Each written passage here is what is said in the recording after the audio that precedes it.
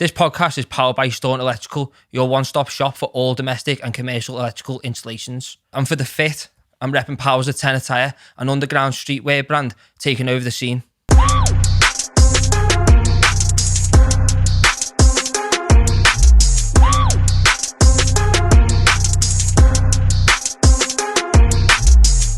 You're watching the What's Happening podcast. I am joined in the studio by Dean Garnett, MMA fighter.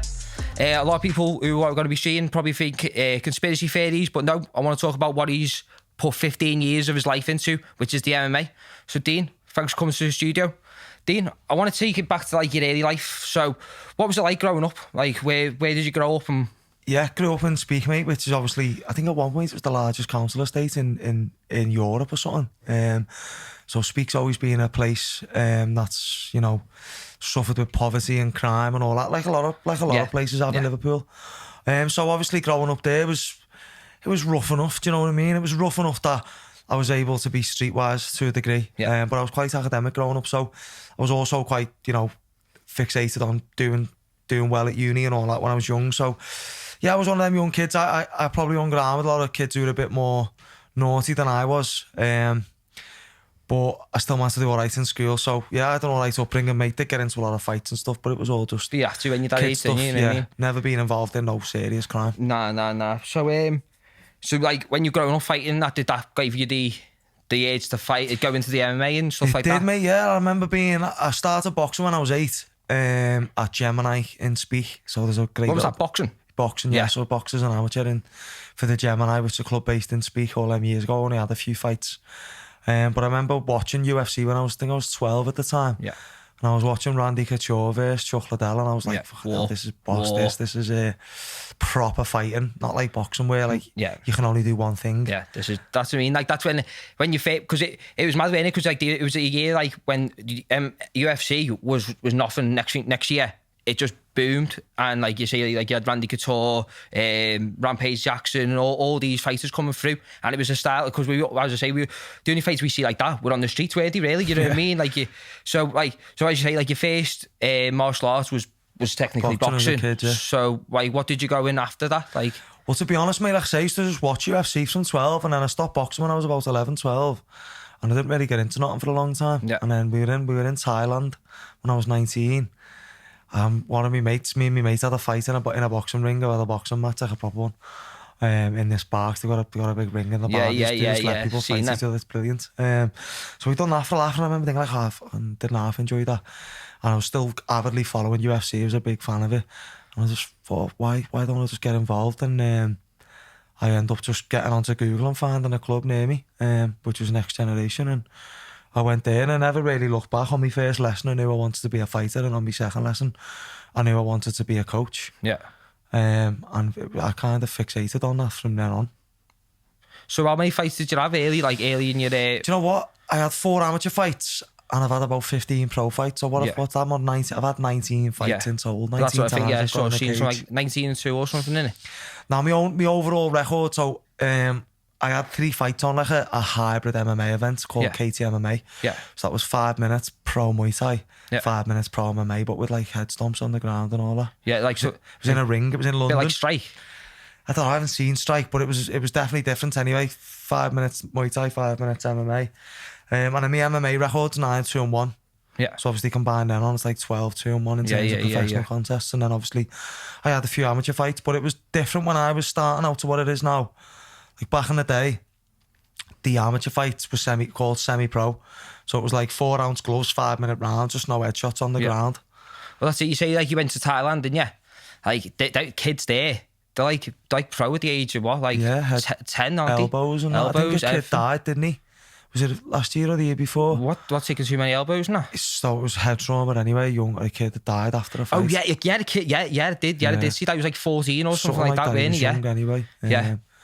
But again, they're fighting to feed themselves. Yeah, they are. Yeah, they are. They're feeding the family. The kids again. The kids are out there to feed the family. Like from the age of like 10, you're supplier for the family, which I think is madness. But like even like I've seen a few things. Like if I watched a documentary about like Thailand in prisons and stuff like that. And like if you've been in a certain amount of time, you can fight for your freedom. wow, yeah, interesting. It's interesting. Like, to be fair, like, I can't really remember where it was, but I seen the documentary, and like, certain fighters could fight for the freedom. You know, if you've been good enough, sort of thing. Yeah, like, because you love when they're in prisons, they do it all the time. You look at Billy Moore, like, they do it all the time. They're just fighting over there in the prisons now, aren't they? So yeah, but yeah, like, talking about you traveling that, then, like, have you been out any like countries to do your the MMA and that? I've travelled a lot since I've been fighting, but probably the first time I got abroad somewhere to train was Australia, actually. Was it? Yeah. I done one of my camps in Australia. Whereabouts in Australia? Sydney. I trained with like it was called TP Gym. It was where at the time Robert Whittaker was. Oh yeah. Richie Vastulich, people like that. Jamie Malachi. He's in the UFC now. Jamie Malachi. He's only a kid when I was training with him then. So I was first trained abroad in Australia, funnily enough. But I've had the pleasure of training in Black Zillions at the time. I went there with Danny Roberts for 5. Where's Black Zillions? It's called Stanford MMA now, or Sanford, sorry. Which is where like the likes of Mike Chandler not trained, but originally it was Black Zillions and it was in Florida. It was where like Kamaru Usman started out there. Yeah. Rashad Evans was there, Anthony Johnson. They were either black or Brazilian, which is where they got the name Black Zillions. The names you're naming there, mate, just... Yeah, so it was great to go there. George Santiago was teaching Henry Hooft. So that was nice. That was just before, that was literally just as we sucked the lease on for Aspire. Yeah, because I was in Australia a few years ago, like, and to be fair, especially in Sydney, on them beaches, prime spot for training, really, innit? You know what I mean? You've got all the uphill sprints and all stuff like that. To do outdoors there, like. I loved Australia, to be fair. They've got some amazing fighters there now, even though it's quite new. I've got an Australian passport, so it's always an option for me to get out there. Have you got an Australian passport? Have you? Yeah. All my siblings live there. I should have actually been there last year. If it wasn't for COVID, I would have been there. Like, but you know what I mean. So that's another. They're going to be stricter than most countries. Yeah, they are. Yeah, like after all this dies down. I've got a mate, and he's like he works over there. But like when he comes home, when he goes back, he has to take 3 weeks in a government hotel. Like, literally, like food for your door, like a prison sort of thing. You know what I mean? There is a prison. Yeah, it shouldn't be like that. You know what I mean? And not at all. But, not for the flu, but anyway. Not yeah. But yeah. So, is there any more country like? So you've been to Florida, Australia. Did you go to New Zealand? Because New Zealand's got. I've never been over there, mate. New Zealand's got a good few. Like, you know what I mean? Like Israel Adesanya, that's where he's like from in that, isn't he? You know what I mean? So. Yeah, no, New Zealand's doing all right as well, mate. It's on the map. Chechnya was a good place to train. That's where next to Dagestan, Chechnya. You've met. Don't you know like the Khabib? I don't know Khabib, no, but I mean like I've trained. Like, yeah. I've just trained in Chechnya anyway with a lot of the Muslim fighters and that from there, and that was a great experience. Yeah, because they've got their own little style as well, haven't they? They sort of have, mate. Yeah, they do a lot of hard work training. They may be overtrained, to be honest, from what I saw. But I was out there for 4 weeks, so that was quite an interesting experience. I think that's why Khabib's so good, me, because the way like his dad's taught him this. Was it Chechen style or something like that? Dagestan style. Like it's. They've just got amazing wrestlers. A lot of the gold medalists who represent Russia are often from Dagestan. Yeah. One of the best places in the world for producing combat athletes now. Surely Dagestan, it's got to be. Yeah. So did you train with Usman?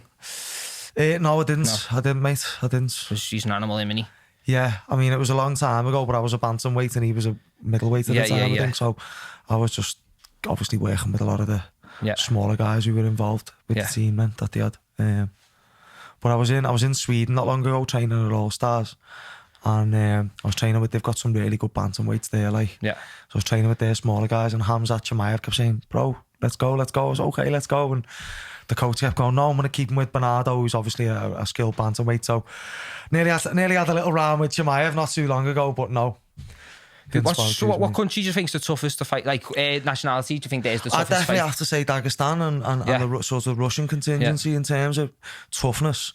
They're the toughest men on the planet, in my opinion. I'm quite surprised there isn't a more Mexican MMA fighters. On the IMAF scene, on the amateur scene, mate, if you go to like the World Championships, the Mexicans actually do all right. You know, they actually got some good fighters at the amateur level.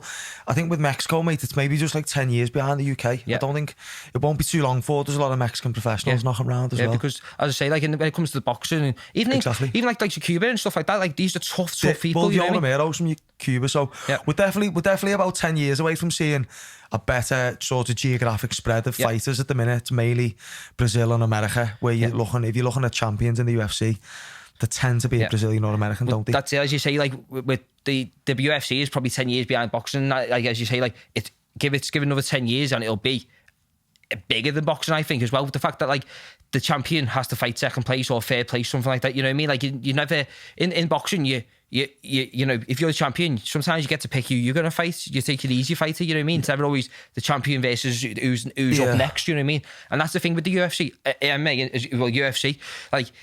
You have a fight. It's hard. I think it's really hard to keep up with like the UFC, because 1 minute you're champion, next thing you know, there's next champion coming through. It's such a competitive sport, it's an endless cycle. You know what I mean? By the time you get to the championship, there's next man's coming through to come and take it off you. You know what I mean? And like, but like I do like the fact that like around Merseyside, there's a lot of good new up and coming fighters coming through. You know what I mean? Like Paddy's just been signed for the UFC. Tilly's obviously doing really well, and they're very young Molly's people. there as well, isn't she? So there's a couple of good scousers in the UFC at the moment, but we've got loads more on the way through. I'll probably say the future looks brighter down the line than it is right now, if I'm honest, if you look at some of the youngsters knocking around. There's one name I'd like to say, like when we're talking youngsters, remember the name Joe Ryan?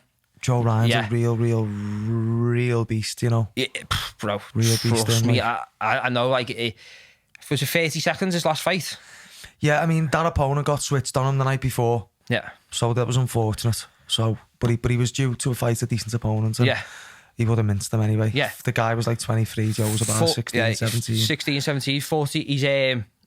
He's full-time fight of the year, you know what I mean? Yeah, like and you know what, mate? He's been doing MMA, hasn't he, a little bit now, and he's good already. That's what I mean. Like when he starts going into that jiu-jitsu he's doing a bit already. He says he does a fair bit with us anyway, so it's good to see him start to develop some. Is he with you lads? Yeah, because I know he goes to Two Brothers, which is obviously his dad's gym, innit? He does some MMA with us now. Yeah, he's doing our education course next year. He did try and jump on this year, but he was just a bit late. We couldn't get him on roll because we'd already filled up the spaces. But he's going to be studying for a BTEC with us for the next 2 years, studying full time. Is that the school that we were talking about before? That's our sixth form program. Yeah. So would you like to explain like a little bit? Yeah. So I'll introduce it. So basically, we were kind of the first really to pull this off as an MMA team. So essentially, what happens is we take students who are post 16, you know, just finished school or whatever, and they come with us for 2 years. They do like a level 3 extended diploma, which brings UCAS points. So some of the kids are off to uni in September studying. I study coaching development at uni. So some of the students are going off to do that, but they could do sport development, sports physio. It's got a wide spectrum of sport related courses it sets you up for. So it's a 2 year program. It's full time. It's all funded. You get UCAS points, recognised qualifications, and then we obviously put the bells and whistles on with the work experience, and we do some networking. We get them to run their own projects. Some of them make their own money during the programme. We deliver projects in schools separate, so that's our own sixth form, but then we go into primary schools, we go into secondary schools, delivering different things as well. So we deliver in a primary school project called the DAD system, which is like a self-defence programme, diffuse, avoid, defend.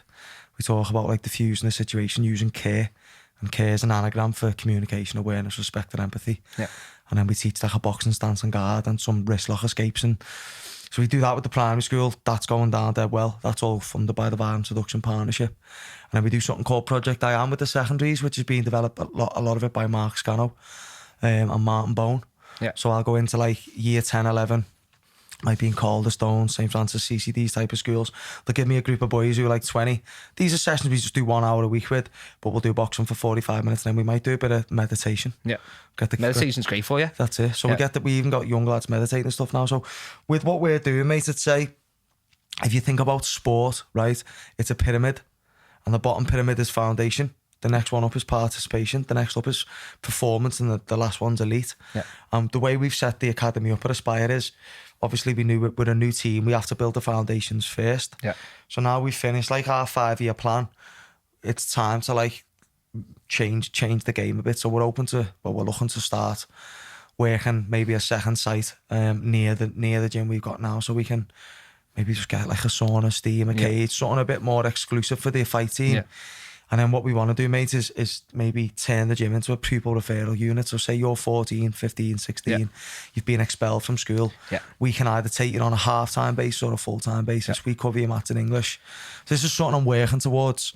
Because obviously if you think about kids who are maybe not engaging with academia or school in general, they're usually quite impressionable. They're often like aspiring to be involved with crime or fighting or things that appeal to young people in that scenario, and you know, it appeals to me when I was that age. So MMA is a great vehicle to hook young people in.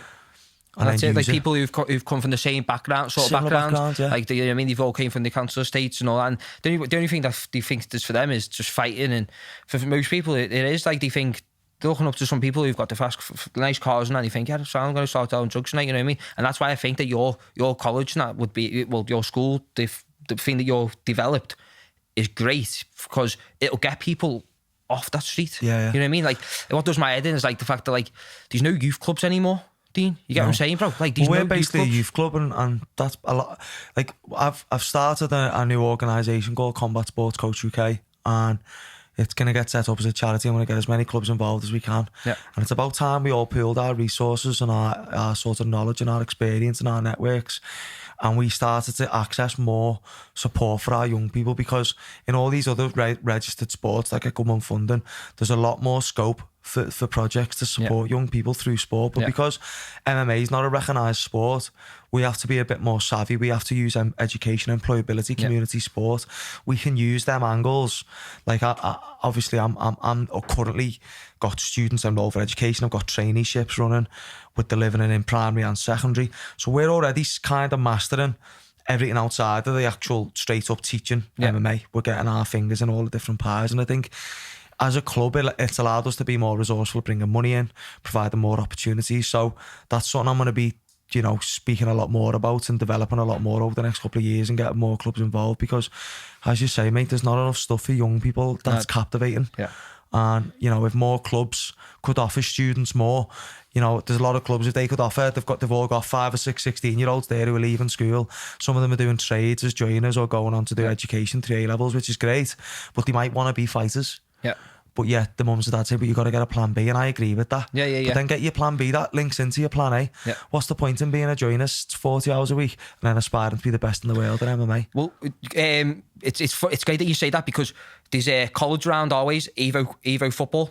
I don't know if you've ever heard them. Well, we now work with Evo, they're one of our partners, yeah. That's sick, that, like, with the life fits and all stuff like that. Like, they do the football, and you want to see the lads who go to that college, right, you watch them, because they are playing football every single day, you watch them play with people who are 25, they're 18, and they're playing with people who are 25, and they're at the level of them because they've been playing football every single day. And as I say, like, so if you go in and you're studying, you're fighting, you're studying this, and you want to fight, but then you need to learn how to, as you say, it's more to it, isn't it? You've got to build a young person before you build an athlete. You've got to be a human being before you can be any other role in society. So I think Evo is a great organisation. They're very similar to us. A lot of synergies. So that they're run by 2 guys, Mark and Craig, and they're both. I'd like to think me and Phil, my business partner, are both the same sort of. We're really motivated to always think outside the box. So they're one of our partners on Combat Sports Coach UK and at the gym. They're currently helping us, develop traineeships for 19 plus people as well. And again, it's great linking up with people who work in other sports, because people forget, like, when you look at it from a coach's perspective, there's two pillars here. There's the coaching knowledge, or the coaching pedagogy as we call it, or there's the sport specific knowledge. So the guys over at Evo is another example there. It's great because they're going to be giving us a little help with some brain training and that type of stuff, cognitive training and stuff. So they're using that for football, but that transfers and translates into MMA. Just the same. They've done stuff with Scotty Fitz. Cheese, Scotty Fitz in it. They've done stuff with him. And like the stuff they do, like, as you say, it's all movements, that life fit. Train your brain is more important than, like, you train your feet. When I do football coaching, I like to try and bring in brain stuff, especially when I'm training the younger ones, because stuff with, like, maths, like, 1 plus 4, go to that cone, which is like 3. You know what I mean? So you've got to do the maths before you know what I mean? Like, get them clued on. 1 plus 4, that's 3. Yeah, do you know what I mean? Come on. Don't the kids tell you about that? 1 minus 4 equals 3. But sorry lad, I have to get you there. Nah, I've got dyslexia, you know what I mean, bro? Yes. Nah, I'm really vexed. That was maths that anyway. But yeah, no, you're right. You're right there, mate. Yeah, you're dead right. And like, just trying to imagine this now. There's 4 key pillars in sport: technique, tactics, physiology, and psychology. Now, originally, like, the traditional model would say that all 4 were even, and those 4 lead to peak performance. You got to consider those 4 variables. I wouldn't agree, and there are newer models that change how it works now. Imagine now you've got performance there. That's what it's all about. Peak performance, performing at your best. Down here now you've got psychology on its own, and then the other three there, both arrows up, but then psychology feeds into that, because your mindset will affect how you cognitively process technique. Yeah. Your psychology will affect your physiology, because the guys who are more motivated to do S&C are going to be stronger naturally, because they do more physiology training. Yeah. So you've got to look at psychology as the basis for everything, really, in sport. Even though the other pillars are important, it's this first and foremost. That's it. I'm getting into his head. You know what I mean? That's saying getting into his head. It is a reason, because when you're not calm, cool, collected up there, you got to go and do, especially when it comes to the fighting sports, you got to do something rash, aren't you? You know what I mean? Like, even when any sport really, like, you know what I mean? If you're not on the ball, if you're not focused, you're not going to be at 100%, which is your peak performance. You know what I mean? Yeah. You have to be there to be there. If you know what I'm saying? There's another little thing I like reflecting on, the 4 C's, sports psychology. So again, like they say there's no such thing as an elite athlete without these values. First one's commitment. Next one's concentration. Yeah. Emotional control, and then confidence, which is obviously a byproduct of all of them. Yeah. But those 4 are real stand out for me. And, you know, if you're an upcoming aspiring athlete, then, you know, there's certainly 4 values that you need to own, defo. So I just want to move over, because I watched your documentary on BBC when you're doing all the weight cutting and all stuff like that, and like, what was that? What's it like actually cutting the weight? Because you were 20 kilos, was it? You were 20 kilos, 20 pound. 20. That's it, 20 pound over, weren't you? Yeah. 20 pound over. What was that like having to try and lose all that? Like, is it as hard as it looks? Yeah. Harder. I can't explain how hard it is, mate. The last couple of kilos is anyway. I mean, I don't find it that challenging. Yeah. If I've only got 4 kilos to cut, but when I have to do 6, it's a big difference. Yeah. It's an extra 50%. Yeah. So I think when you're cutting weight, I think 5% of your body weight before you start is what's recommended as safe. So if you're 60 kilos, then a 3-week cut, it's not going to kill you. Yeah.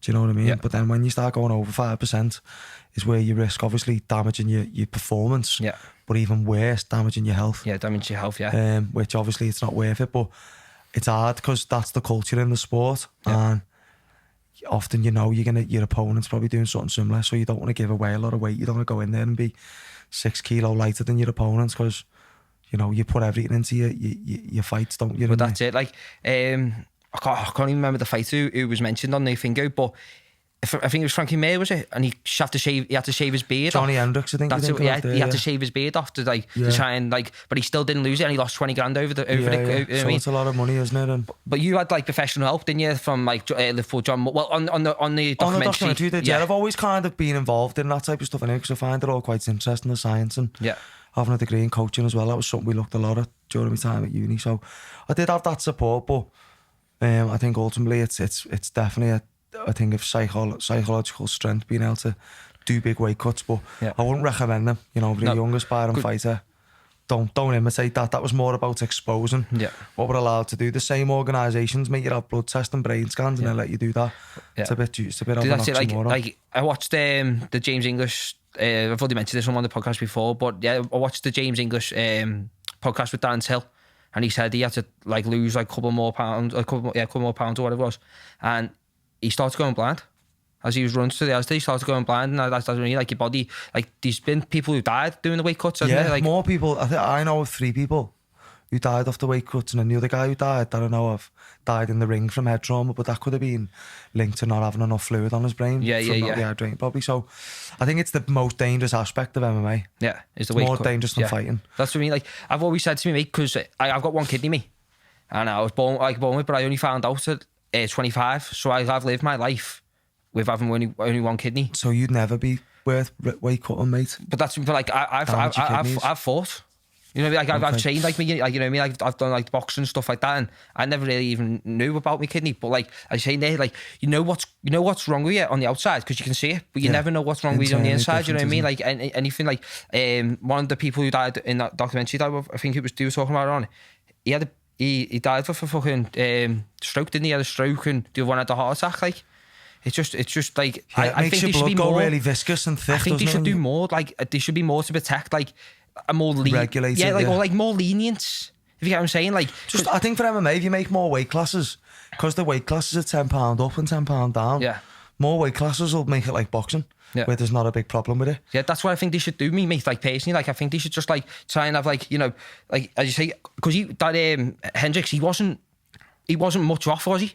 You know what I mean? Like just like £1 or less or something. That's what I mean. Like, allow it, because after it, you do you eat like fuck after it? After the weigh-in? Yeah. I mean, yeah, you've got to be mindful about just whacking a load of food. Yeah, because you'll fucking be sick and bloat and feel shit. But yeah, obviously you put a bit back on. Yeah, that's what you mean. You want because if you look at Conor McGregor that time, when he looked like a fucking skeleton. You couldn't even recognise him. You showed me a picture of him. Well, that's how I looked at the end of that documentary, didn't I? I was the same, like the eyes sunken back into the head. Yeah, and that's what I mean. Like, I just think like that. You're looking at him. You're looking at like he's on his last legs. He's on his last bones. You know what I mean? So you've obviously got to get back. Once you've done that, you've got to get the nourishment back into you to get back into the fighting mood. So, yeah.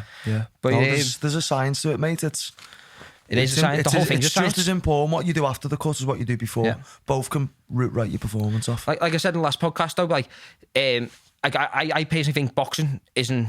That's a sport. You know what I mean? Same with MMA. Everything like what. I haven't even asked you this. What's your like main style? Like, do you like jiu-jitsu, Muay Thai? I don't know, mate. I'm an all-rounder now. Like, I probably was more of a grappler back in the day, but you know, at the minute, I wouldn't say me grappling's any better than anything else. I've worked hard to be an MMA fighter. Yeah. Do you know what I mean? So, and again, as someone who's quite invested in coaching a lot of young fighters and stuff, as a coach, I need to know the basics of kickboxing, the basics of boxing, the fundamentals of Muay Thai, the fundamentals of jiu-jitsu, the fundamentals of wrestling.